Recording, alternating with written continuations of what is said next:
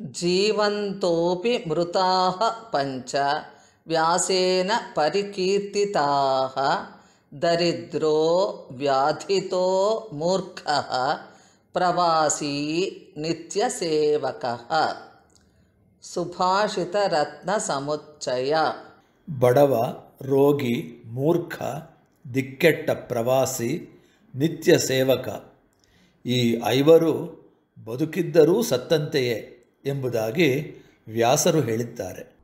Sage Vyasa has proclaimed that these 5 types of persons, namely the poor, the sick, the foolish, those living in foreign lands away from their family, and the bonded laborers, are like dead persons although they may live a long life.